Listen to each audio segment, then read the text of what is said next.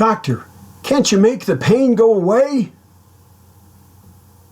Back in part 8, I brought up Raymond Loewy and his longtime association with Studebaker. Well, check this out, guys. The famous Studebaker logo was also designed by Raymond Loewy. And look at this stove, man. I used to own this stove. Look at the top of that thing, where the clock is. It looks like the dashboard of a mid-50s Buick. I just love the thing, and I'd give anything to have it back. All right, let's get to work now. All right, very quickly. I've been busy tonight, so I haven't gotten as much done as I really planned. But I thought I'd better stop poking fun at my my liberal friends on Facebook and actually get some work done. It's funny, what I'm doing right now is spraying some contact cleaner in these push button contacts to get those clean, and then I'll do some deoxit. But what I've been doing is, there's been a lot of Facebook debating. You know, people are getting all excited about the Donald Trump thing, so lots of the libbies, you know, the Facebook protesters, are saying lots of things to try and intimidate other folks, you know, and they get kind of bullyish, so occasionally it's fun to just get on there and poke fun at them and kind of get them all riled up. And if you do it 2 or 3 posts in a row, the liberal bullies will just give up and say, well, I'm done discussing it with you, I don't like your tone, and they go on to somebody else. So it's really kind of a fun, it's like a hobby of mine to irritate liberal Facebookers. Okay, I'll stop talking about that now in case you happen to be one of those. So here's what I'm doing. You can see the crap that's coming out of these push buttons. I don't want to get too crazy with this stuff because this contact cleaner is not good for paint. And I got some paint back here, so I'll be real gentle. It dries fast, so it's not a terrible deal. But I want to try and get this as clean as I can without mechanically agitating it too much. All right, so now what I'll do is I'll spray it and slide it, just like you do with deoxit. Oops, the contacts are on this side. I don't know what I was thinking. Spray it just like you would deoxit. You just want to get it clean. This doesn't have to be absolutely perfect. Now, what this stuff is going to have eaten the wax I put right here, and I didn't think of that when I waxed it, but I'll get in there and re-wax it. It's not going to kill it. All right, so now I'll let those dry nice and thoroughly, and then I'll go ahead and put some deoxit in there. But I'm getting some crud out of there. Not a lot, but enough. All right, let me do this side here.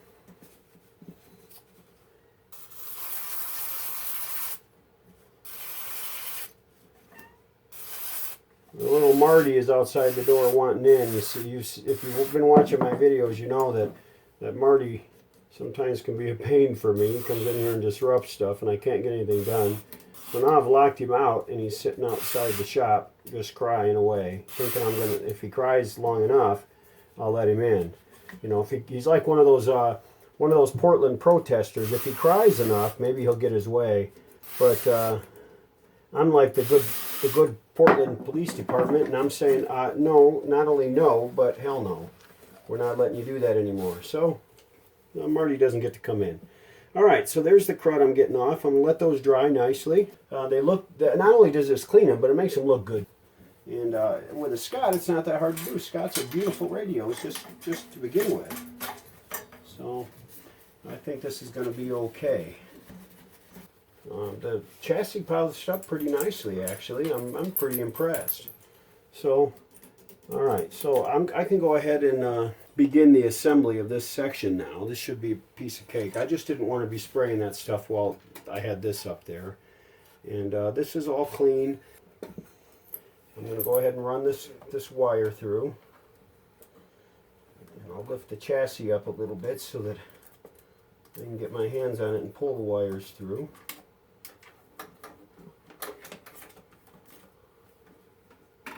It's really tempting to grab the knob shafts and pull and lift, but this is a heavy chassis and I'll do some damage if I do that.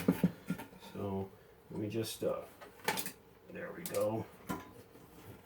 Okay, so now I can go ahead and feed those, and see now now having done that, I don't have to worry about trying to attach those now while I'm handling this thing. I can go ahead and just feed that motor into the slot just like that, piece of cake. Alright, if you can see where this motor it slides in right there. See, it fits in that opening. There's a screw hole on either side of where the motor sits, right here and right here. I'll deal with those screw holes later. My whole idea right now is to get this thing in position. And then there's a pair of screw holes on the top here. That is what I will go ahead and use to secure this whole arrangement until I can get everything in place. Alright, so there we go. Get the lamp out of the way. Now remember, this shaft right here has got to go on to this coupler, okay? So while I'm trying to get these holes lined up, I also have to get this coupler onto this shaft. Not that hard to do. I've done so many cars in my life that I'm used to trying to line up things like this. I can't tell you how many engines and transmissions I've mounted over the years that it's very similar. I'm going to use something to support that. I should have thought of that ahead of time.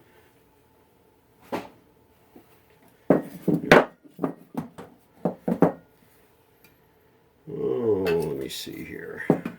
There we go. I think I need a little bit of liquid nourishment. And this one's warm, so I'll drink that later. A little bit of Diet Coke. Yeah.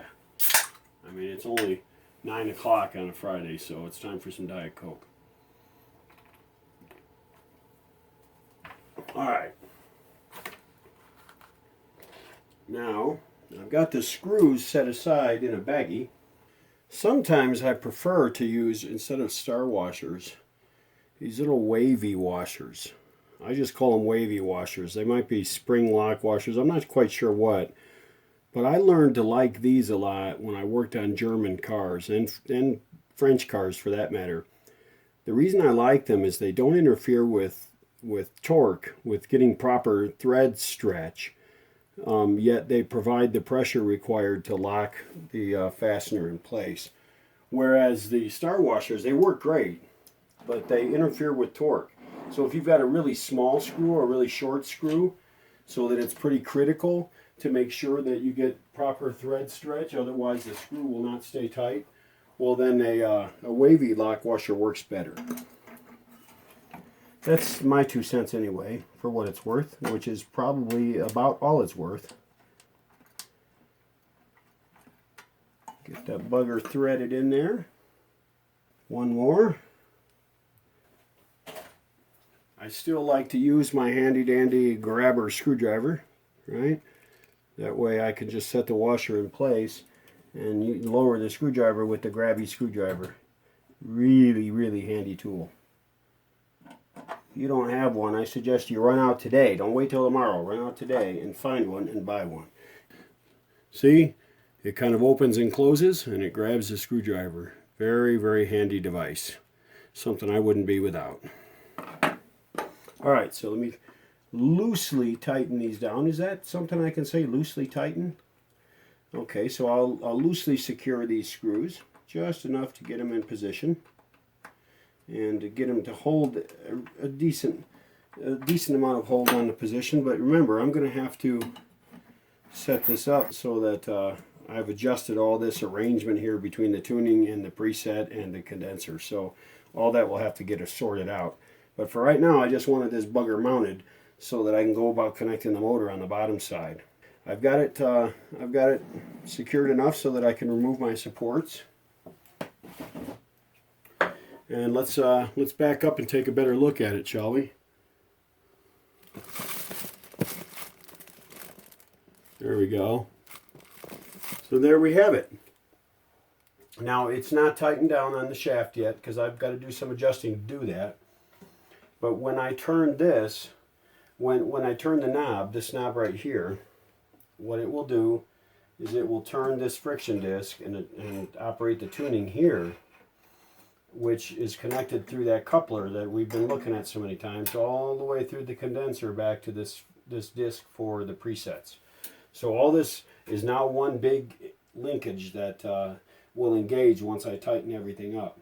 Pretty slick, eh? Pretty nice design, actually. The next thing I'm going to do, after I tighten this in place, is go ahead and mount this. Now that's going to look slick. I'm telling you, man, this radio is starting to look good. I'm actually really pleased with it. That's going to be a sweet looking little setup. All right, so let me pause this and get some things tightened up, get some things lined up, and then we'll start again. Here's the bottom side of the receiver chassis showing the motor in its home. I wound up splicing the wires, the original wire harness wires, to the new motor wire harness, because it was going to be less intrusive to the existing harness. I really don't like to mess with wire dress, as I've said over and over, especially in a receiver as sensitive as this Scott. It's best just to leave things as they are if that's possible to do. And so there's a little extra wire length there. I simply clamped it out of the way. It's in a location that's not going to be a problem. So now I can very soon go ahead and button up the top side. I'm working on the preset push buttons right now, and we'll be wrapping this top side up this weekend for sure. It wouldn't take you looking too long at these buttons to know which one had been cleaned and which ones had not been cleaned. So one of these tuning preset push buttons, I've cleaned using the 3M extra cut compound. And the rest of those buttons I have not cleaned. So which one do you think it is? Yeah, you're right. It's this guy right here. This I used, as I explained before, I used this 3M extra cut compound, this Perfect It brand, 06060. And it took me about a minute to bring some nice clear shine through on this, and to remove that dark nasty stuff that was on the outside of this plastic. Some of it was just dirt, some of it was an oxidation or some sort of surface phenomenon that happens with plastics. So this button will be ready for an insert, much like this insert right here on this one, that will have a station ID on it. So what I'm going to do is I'm going to, I think I have some of these, a bunch of these, and then I'm going to scan and copy, or I'm going to copy them, and then I'll do a little bit of moving around with letters to come up with some new ones, and I'll make some new ones by, combining letters in different combinations. These things are hollow. If you take a look at this, these are hollow. And you look at the way that the center section is shaped so that it slips over the flat part on the push button assembly. I'll show you that here. Here's what those button shafts look like. They're not really shafts, but the mechanical part of the assembly, they slide into the assembly like this, and you can see how they work, and they have natural stops because of the way they're shaped. And then there are contacts right there along this side, on the inside, where these buttons slide and make up the contacts that trigger the relay to move to the station preset. So that's how they work. Well, the trouble is, these buttons are fragile inside. You see, that's very thin plastic, and this is brittle plastic. It's not flexible, and it's not strong like Bakelite. This is a pretty fragile material. In fact, this button that I've cleaned, this was the only one, thankfully, that it happened to, but that center section actually cracked and split when I was pulling it out. It was that stuck. So the way you fix those cracked center sections is you take a piece of small gauge wire, like I have in my hand here, fairly small gauge. You strip it so that you're only dealing with the wire portion. And then what you do is you shape the wire around something that's roughly the same shape as what you're trying to repair, and you shape it loosely. Okay, so it's loose, if you can see this. You shape it quite loosely, and you just make a couple of twists with your fingers just to get it started. Okay, piece of cake. Then you take that loosely twisted piece and you fit it over the broken section. So I might not have made it quite big enough, so that's easy enough to fix. Just untwist it a bit and make it a little bigger, and It'll fit over that center section, if you can see that. It'll fit over that center section. Then you take your needle nose pliers and you get in there and you squeeze it. Once you get it in position where it will hold that together, it'll force that cracked section together. Okay, you squeeze it together, and then you take your needle nose and you just work it and twist it a little bit to tighten it. Okay, nothing to it, you just tighten it a bit. Don't have to make it tight because you're not trying to put a lot of squeezing pressure on it. What you're really trying to do is to keep it from opening up. You see, you're not trying to squeeze it together so much as to keep it from, when you slide it on that shaft, to keep it from opening up and cracking further. And if you make it just a little bit snug, it will be tight enough so that when this fits on the shaft, that it will make this a tightly fitting knob. Now you've done that, you have to make sure it's going to stay in place. All right, so what you do, what I like to do, this is a clear knob, so anything that I put in there that has any color will be visible right away. So I use this Tester's Model Cement. This stuff is made for plastic. It's made for polystyrene plastic, which is probably as close as I'm going to come to this brittle plastic that these buttons are made of. This stuff has toluene and acetone and other chemicals, nasty chemicals in it like that, that will dissolve this plastic a bit. You take this and you very carefully just dab it around to secure that little bit of wire in place. Okay, dab it around to secure that wire in place. Now this stuff is clear and it dries clear. Oh, over the next 40 years it'll yellow a bit, but so will this plastic, so nobody will ever know it's there.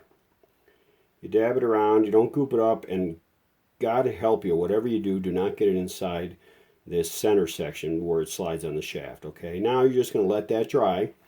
After it dries, don't do it before, then you're going to take your wire snips and clip the ends of this wire off, and that wire will be there until you and I are dead and gone.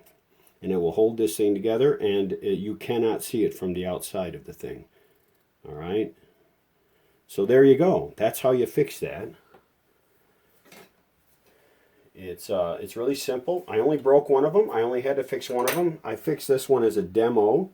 There's no reason not to. It won't hurt it. And I'll go ahead and clip the wire when I'm all finished, when it's dried. And this knob, I'll clean this knob up and put it on, and nobody will ever know that wire is there. Let's put a little bit of deoxit in each one of these. If you look at the way this assembly is structured, obviously you know the contacts will be on the other side of this phenolic board here. So that will be what those contacts and the sliding contact that's part of this slider assembly are going to be the things that I'm going to want to get clean. Deoxit is expensive, guys, so I use as little of it as I can. That's why I clean first with the electronic cleaner, because I can get this stuff a whole lot cheaper than I can get this stuff. And I have tried the concentrated liquid deoxit, and I personally don't like it because it has caused problems for me, more problems than it has solved. So, you know, it doesn't dry readily, and it gets down inside of things and it doesn't dry, and it's conductive when it's liquid, so, or conductive enough. So I don't like to use it. I prefer to clean it first with the QD electronic cleaner and then hit it with the deoxit. And before I use the QD electronics cleaner, of course, I'm using an acid brush like this and my vacuum cleaner with the long hose. So I try to get everything clean first. I can see where the contacts are sliding and mating, so all I'm going to do real quick, I don't want to get deoxit all over everything because it does have oils in it. I'm just going to, deoxit, by the way, you can set the amount of spray, and I never use the high because, like I said, this stuff's expensive. So I'll just spray a little bit in there, in each one. All right, now with deoxit, you spray it, and then you're going to want to work it. So I'm just going to be efficient here and work all of them. And you want to work a switch or a pod at least 20 or 30 times. I know it sounds excessive, but it's not. You want to work it, and after you work it a bit like this, then you're going to give it a flushing spray real quick too. and work it a couple more times and let it dry. And it'll take a couple of hours to dry completely thoroughly, although they claim you can use the equipment in about 2 minutes. I've never tested that. I let it dry for a long time. I'm not in that big of a hurry, such a hurry that I'm willing to hurry that process. This is too important to get this right, because if you cause problems in these, you know, it's going to take at least some disassembly to get back and fix them. So here's my quick flushing spray. The advantage of Deoxit is not just that it cleans the contact, which it does do, but that it conditions it, and it feels like almost like a lube, and it does make it smooth. So if you've got a pot that's got rough spots or feels rough all the way through, if you can get Deoxit in there and then allow it to dry, the remaining residue will remain feeling smooth for a long time with that remaining residue. So there you go. You can get Deoxit at a lot of electrical supply stores. I happen to buy it on Amazon, but I have found it cheaper at other sources, and if I'm willing to wait, because I get it on Amazon Prime when I order at Amazon, if I'm willing to wait a day or two longer, then I'll get it that way. But it's good stuff, guys. Deoxit D5. Okay, that's this one. Everything is feeling good and smooth now. These are going to work great. I'm going to let them dry. They need to just dry organically without me messing with them anymore. I'll go ahead and do the other side.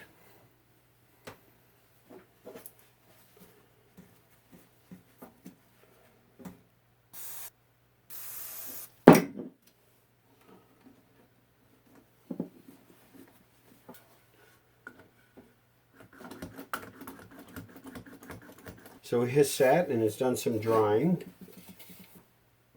Now it's time for a real quick flushing spray, and then I can call this one good.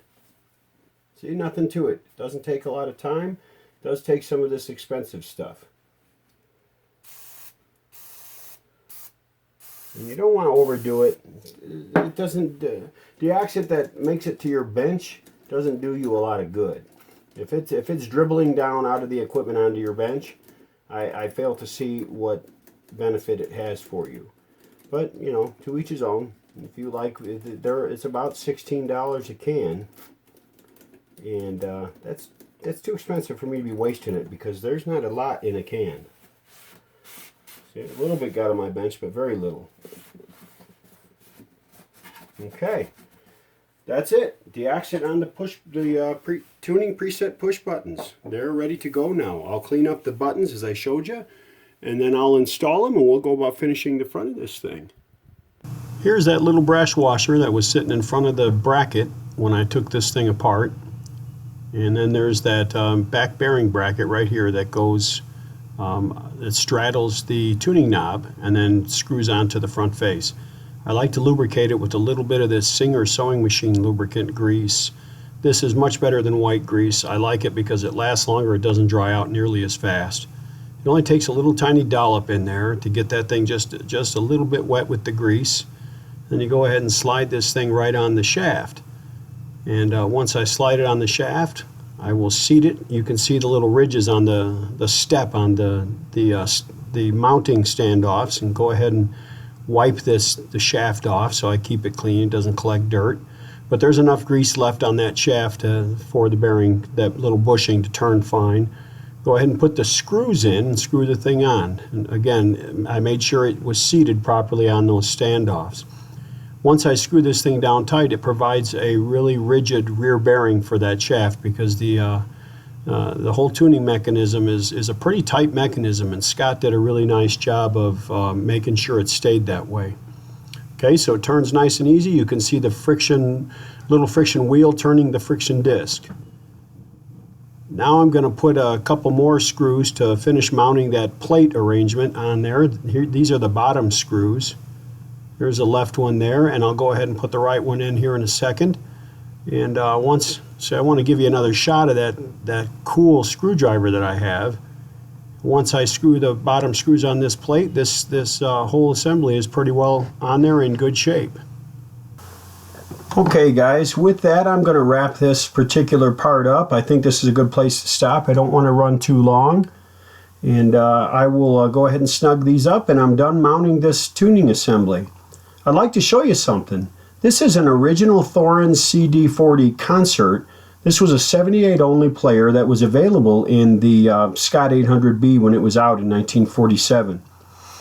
I'm sure this is like other Thorin's record players in that it's an outstanding machine. It certainly looks like one. I've never seen one in person. But one day, I'll keep my eyes open, and one day I'm sure I'll stumble on one and I'll grab one up for myself. I am also looking for a Scott 800B for myself. Preferably, I would like a Scott 800B with the television. I think it's an 800BT. So anyway, guys, look for me in part 10. It's coming up. We'll finish up this top side. All right, from Salt Lake City, this is Michael in your Western Outpost, and that's all for now.